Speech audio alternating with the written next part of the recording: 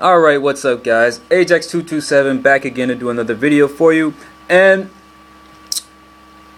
I just have one question for you guys for this video. Why is Michael McGillicutty and David Otunga still featured on Raw?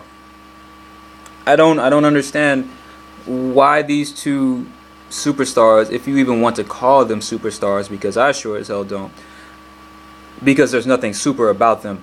Why are they still featured on Raw? And in a seemingly in the process of having a program with Jerry the King Lawler.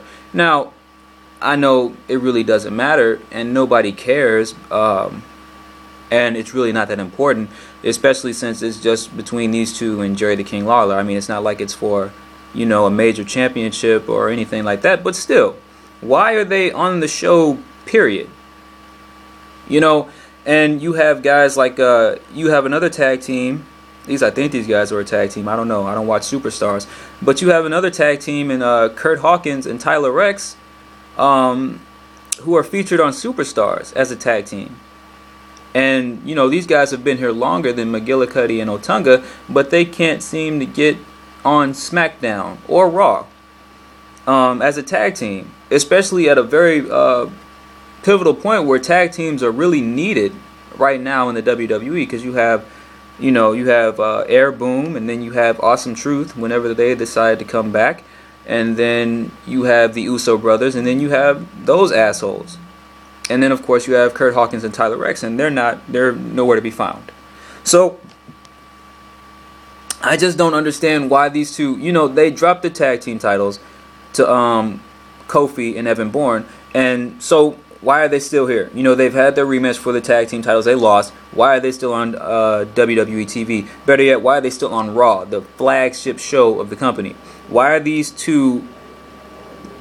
I don't know what to call them. Why are these two generic characters still featured, and why are they still given airtime, you know, on Raw, when this airtime could be given to somebody else, somebody more deserving, you know, who's been working their ass off in Superstars, you know, or bring somebody up who's working really hard in FCW, like, you know, Tyler Black, Seth Rollins, or, you know, hell, you can even bring Drew McIntyre. Where the hell is Drew McIntyre? You know, I think he's probably on Superstars. I don't watch, but he's probably there, but he can't be featured on Raw.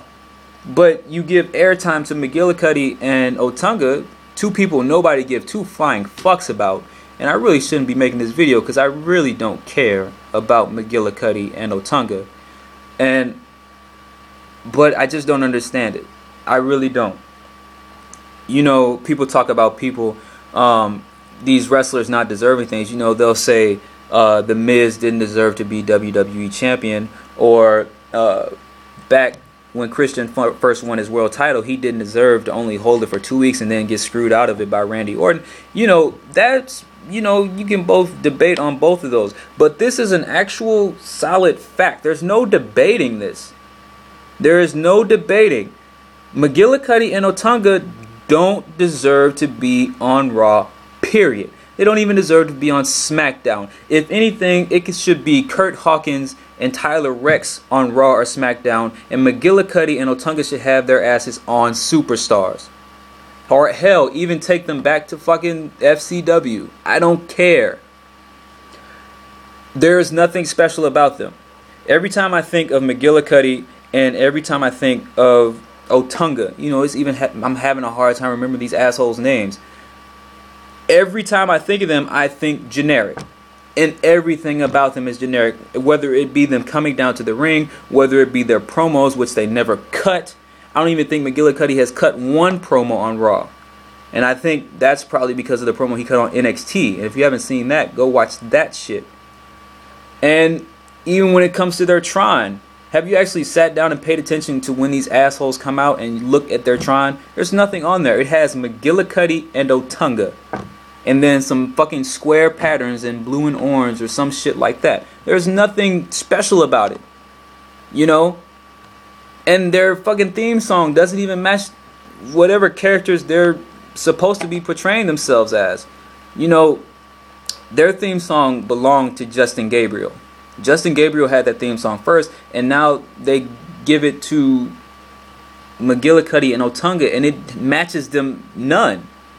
You know, Justin Gabriel is from South Africa, and when I hear the theme song McGillicutty and Otunga have now, it sounds like, you know, a South African kind of song that you would hear in South Africa. I don't know, but that's what it sounds like with the drums and all that stuff.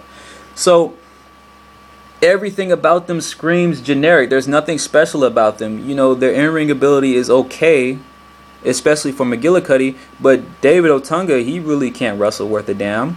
I'll give credit to McGillicutty, but what he lacks, what he has in ring ability, he lacks in ring mic skills, because they are god awful if you have not heard them. But I just don't understand why, and it really pisses me off. And you know, I made this video because I was looking online, I was looking on YouTube, and I was looking at the video game WWE 12, and I saw that these guys were featured as characters on the game. They're actually going to be in the game, and I sat back and thought to myself, who in the blue hell is actually going to choose to play McGillicutty or Otunga? Nobody. Nobody is going to want to play McGillicutty or Otunga. People are going to want to play a CM Punk or a John Cena, or even, hell, people will even want to play Justin Gabriel over McGillicutty and Otunga. These two are fucking blips on the radar of the WWE, and they are featured week after week on WWE television, and I don't understand why. What makes them so deserving to be featured? And when I say featured, I don't mean like they're in a headlining match. I mean they're on the show. They get actual airtime on the show. What makes those two deserve to have airtime on Raw, their flagship show, over a Drew McIntyre or a Kurt Hawkins or a Tyler Rex? You know, guys who have been here. Kurt Hawkins, a former tag team champion. Drew McIntyre, former Intercontinental champion. And we haven't seen them in months. People don't even remember they exist. People were looking at this past Monday Night Raw when they were kicking Miz and R-Truth out the arena, and people were looking like, who the fuck are these people? That's Drew McIntyre. You haven't seen him in months. You can't even recognize him anymore. Like, you know, I just don't understand it. And you can call this video a bashing, because that's what it is. Because I do not like these two. I feel like they really shouldn't deserve to be on WWE TV. If anything, these two should be on Superstars. If that. Hell, put them back on NXT. You know, these guys who didn't win NXT, or you really haven't done shit. And, you know, they're still on there. And then where the hell is Percy Watson? You know, he was on NXT. I think they were even on the same season, on the same show of NXT as McGillicutty and Otunga. I think. I don't remember.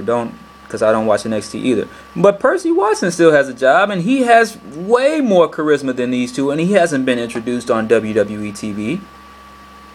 So I guess my biggest thing is why is WWE giving opportunity to people that really don't deserve it? You know, McGillicutty, nobody cares about these two. So why are they still giving an opportunity to have airtime on Raw when you have a guy like a Percy Watson?